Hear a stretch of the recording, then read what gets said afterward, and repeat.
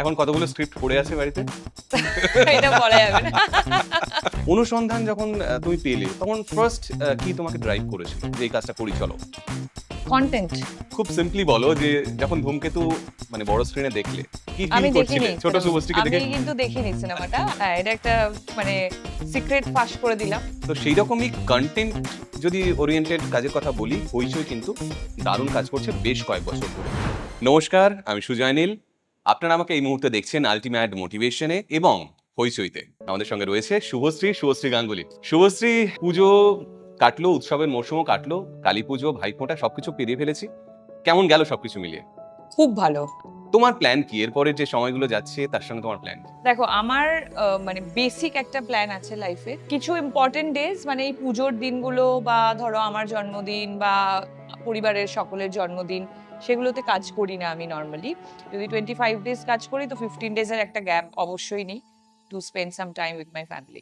আমাদের বড় হয়ে ওঠা ধরো একরকমের, তোমারও মফস্বলে বড় হয়ে ওঠা বর্ধমান শহরে, এবং সেখান থেকে কলকাতায় পৌঁছনো, সেই সময়ের কলকাতাকে যা দেখেছো কতটা পার্থক্য পাও তার মধ্যে? যে সময় আমি কলকাতায় এসেছিলাম সে সময় আমি নিজেই কতটা সরল সিধে সাদা ছিলাম, সেই জায়গা থেকে আমার নিজের মধ্যে এত চেঞ্জেস যখন এসছে, তা একটা শহরের মানুষদের একটা চেঞ্জেস আসবেই। এত ক্যারেক্টার তুমি করেছো, যখন নতুন একটা ক্যারেক্টার পাও তুমি এখনো, ফার্স্ট কি ফিল হয়? আমি একজন অডিয়েন্স হিসেবে গল্পটা প্রথমে শুনি যে আমি একজন অডিয়েন্স হিসেবে এটা দেখবো কিনা। অবশ্যই আমাদের নিজেদের স্যাটিসফ্যাকশন একজন আর্টিস্ট হিসেবে সেটা তো থাকেই, কিন্তু আমাদের কাজ যেন লক্ষ লক্ষ কোটি কোটি মানুষের কাছে পৌঁছে যাক, মানুষ দেখুক আমাদের কাজ, এটাই আমাদের ফার্স্ট এজেন্ডা। তারপরে তো অবশ্যই যে কোনো স্ক্রিপ্ট শোনার সময় গায়ে কাটা দিচ্ছে কিনা আর ইমোশনাল সিনে স্ক্রিপ্ট শুনতে শুনতে চোখে জল আসছে কিনা সেটা। তোমার এই বছরের হিট বলা যেতে পারে, যদিও বহু আগের কাজ। খুব সিম্পলি বলো যে যখন ধূমকেতু মানে বড় স্ক্রিনে দেখলে কি ফিল আমি করছিলে দেখিনি ছোট শুভশ্রীকে দেখে? আমি কিন্তু দেখিনি সিনেমাটা। হ্যাঁ, তুমি আমার এখনো দেখা হয়নি। আমি নিজেই অবাক হচ্ছিলাম যখন গানগুলো দেখছিলাম। মানে আই ওয়াজ রিয়েলি স্কেপটিক্যাল যে কিভাবে, because I have evolved as an actor, কিভাবে মানুষ অ্যাকসেপ্ট করবে, মানে অ্যাকসেপ্টেন্সের একটা জায়গা তো অবশ্যই ছিল। তো অফকোর্স খুবই খুবই ভালো লাগার জায়গা। মানে অবভিয়াসলি বাট আমরা আমি বলবো যে ধূমকেতুর সাকসেস নিয়ে যখন কথা বললে, তোমার গৃহপ্রবেশ নিয়েও আমাকে কংগ্রাচুলেট করা উচিত। হ্যাঁ অবভিয়াসলি বিকজ কেন বলছি, কারণ দেখো ধূমকেতু একটা বড় ছবি, এত বছরের মানুষের অপেক্ষা, মানুষ মানে 10 বছর ধরে শুধু জিজ্ঞেস করেছে যে ধূমকেতু কবে আসবে। তার সাথে দেব শুভশ্রী জুটি সবকিছু মিলিয়ে একটা ভালো জায়গায় যাবে আমরা জানতাম, কিন্তু গৃহপ্রবেশ একদম নতুন ডিরেক্টর, মানে আইডি অফকোর্স খুবই ক্রিটিক্যালি অ্যাক্লেমড, অনেকগুলো ছবি করেছেন। বক্স অফিসে ফার্স্ট টাইম গৃহপ্রবেশ ওয়ার্ক করলো, তাছাড়াও সমীরন্দা বক্স অফিসে ফার্স্ট টাইম ওয়ার্ক করলো। এবং আমার মনে হয় যে এই ছবিটা আবার প্রমাণ করলো যে সব মানে কন্টেন্ট ইজ দ্য কিং, যে কথাটা উঠেছে, এটা কিন্তু এখন দর্শক সেটা সবসময় প্রমাণ করছেন। এবং কন্টেন্টের কথা বলতে গিয়ে আমরা আজকের আলোচনায় বসার একটা তো মুখ্য কারণ আছে অবভিয়াসলি, অনুসন্ধান। হ্যাঁ। তো সেই রকমই কন্টেন্ট যদি ওরিয়েন্টেড কাজের কথা বলি, হইচই কিন্তু দারুণ কাজ করছে বেশ কয়েক বছর ধরে। Absolutely. এবং তোমারও এর আগের কাজটা আমি দেখেছি, ইন্দুবালা ভাতের হোটেল, অসাধারণ কাজ করেছো এবং তুমি অন্যরকম লেগেছে তোমাকে পুরোপুরি। Thank you. অনুসন্ধান যখন তুমি পেলে, হইচই তোমাকে জানালো যে এটা করবে, তখন ফার্স্ট কি তোমাকে ড্রাইভ করেছিল যে এই কাজটা করি চলো? কন্টেন্ট। এই চরিত্রটা যে ভীষণ চ্যালেঞ্জিং, মানে ইন্দুবালার সাথে যেহেতু একটা কম্পারিজন আসবেই, হইচইয়ের ইন্দুবালার পর এটাই। কিন্তু আমি বলবো যে সবসময় আমাদের প্রতিবাদ বা আমাদের বলার কিছু থাকে যেগুলো আমরা রাস্তায় নেমে বলতে পারি না, বা আমরা সোশ্যাল মিডিয়াতে সবসময় লেখালেখি করতে পারি না, কিন্তু অনেক কাজের মাধ্যমে সেগুলো নিয়ে আমরা কথা বলতে পারি। So this is one of.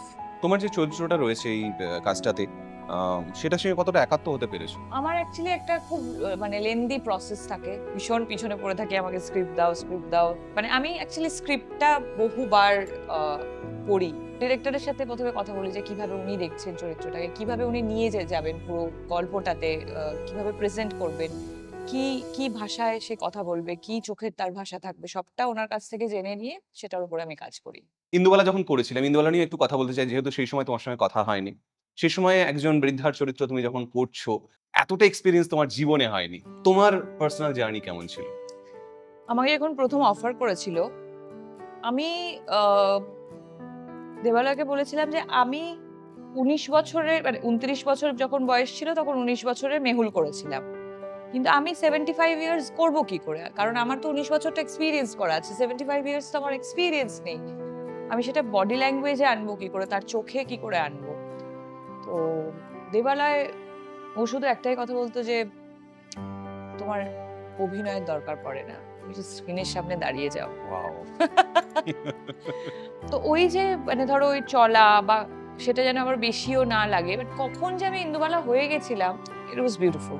জনপ্রিয়তা যেমন থাকে মানুষের, তেমন নেগেটিভিটি, নেগেটিভ কমেন্টস আসবেই, এটা তুমি আটকাতে পারবে না। হ্যান্ডেল করো কি করে এত? আমি ফোকাস করি না, I know how to mute. জীবনে ফান অ্যাক্টিভিটি যদি বলি, জিজ্ঞেস করি তোমাকে যে খুব মজা করো কি নিয়ে?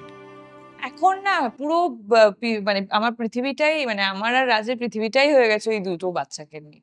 আর তাছাড়াও ফান অ্যাক্টিভিটিস এর মধ্যে বন্ধুদের সাথে আড্ডা মারা বাড়িতে। তবে দেখো, কলকাতার বন্ধু বান্ধব তো একরকমের, কিন্তু তুমি যেখানে বড় হয়েছো, অতটা সময় কাটিয়ে এসছো এখানেও, তুমি তো কালী পুজোয় ওখানেই থাকো, হ্যাঁ, রিচুয়ালস হয়ে গেছে তোমার জীবনে এখন ওটা। হ্যাঁ, অ্যাকচুয়ালি আমার বাড়ির মানে 175 ইয়ার্স এর পুজো। তো ওখানে যে বন্ধুরা আছে এখন, তাদের সঙ্গে আড্ডা হয়? ক্লাস 1 থেকে আছে, বন্ধুরা। আড্ডা হয়? একদম, একদম। তারা কিভাবে দেখে তোমাকে এখন? কিচ্ছু ভাবে দেখে না, ওটাই তো মজা। এটা খুব জরুরি, জানো তো। Very important.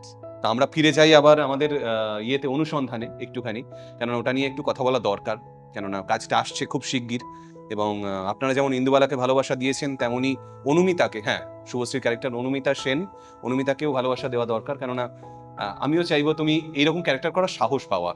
হ্যাঁ, একেবারেই তাই, কারণ এটা ভীষণ ইম্পর্টেন্ট টপিক, যেটা একটা আমি একটু বলবো বলো না, যে যেটুকু বলতে পারো আর কি। কিছু কিছু গ্লিমস দেখে নিশ্চয়ই মানুষ বুঝতে পেরেছে যে কারেকশনাল হোম মানে জেল এটা ভীষণ ইম্পর্টেন্ট একটা পার্ট এই গল্পের। অদিতিদির সাথে প্রথমবার আমি কাজ করছি। Sweet of a person. আর অবশ্যই একজন মহিলা হিসেবে আর একজন মহিলা ডিরেক্টরকে মানে ডিরেক্টরের মানে পজিশনে পেয়ে খুবই ভালো লাগছিল।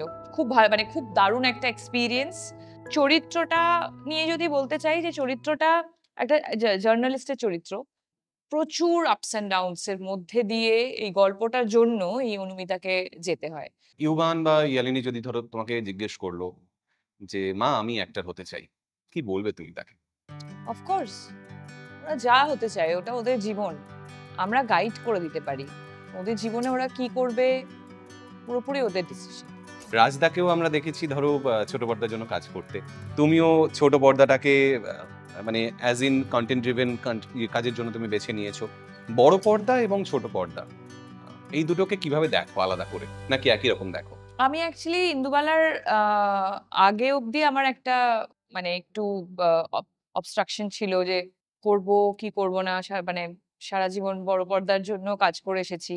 বাট ইন্দুবালার যখন প্রথম কথা এই অফারটা পেলাম, এটা তো ভীষণ লোভনীয় একটা অফার ছিল, ভীষণ লোভনীয় একটা ক্যারেক্টার ছিল। আর তাছাড়াও শ্রীকান্দা এবং বিষ্ণু মানে হইচই যে আহ, যারা মেন আর কি কর্তাধর্তা, তো তারা আমাকে খুব ভালো করে জিনিসটা বোঝালেন, তাই জন্য সেখান থেকে এই ছোট পর্দার জার্নি শুরু।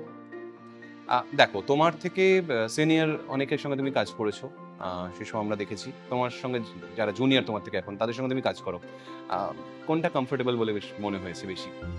বড়দের সঙ্গে কাজ করো নাকি ছোটদের সঙ্গে কাজ করো? বোথ।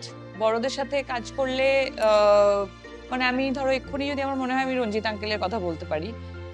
ওনার সাথে আমি একটা ছবি করেছিলাম, হানিমুন ছবিটার নাম। অনেকগুলো দিন ওনার সাথে বাইরে শুট করেছিলাম এবং নানান রকম ওনার শত্রু থেকে শুরু করে নবাব থেকে শুরু করে যা যা বড় বড় ছবি আমরা দেখে বড় হয়েছি সেগুলো নিয়ে মানে ওনার এক্সপিরিয়েন্স কথা বলতাম এবং দাঁড়িয়ে শুধু দেখতাম এখন অব্দি ওই মানুষটার প্যাশন। আর এখনকার জেনারেশন যদি আমি আগেন ইন্দুবালার কথা যদি বলি, অঙ্গনা আমার সাথে কাজ করেছিল, আই ওয়াজ রিয়েলি ইমপ্রেসড। এত ডেডিকেটেড আর ওর অ্যাক্টিং প্যাটার্নটা না একদম অন্যরকম। যাই হোক, আমরা আমাদের আলোচনার প্রায় শেষ দিকে এসে গেছি। আমি তোমার কাছ থেকে এটুকুই জানবো যে এই অনুসন্ধানটা মানুষ কেন দেখবে, তোমাকে যদি জিজ্ঞেস করি?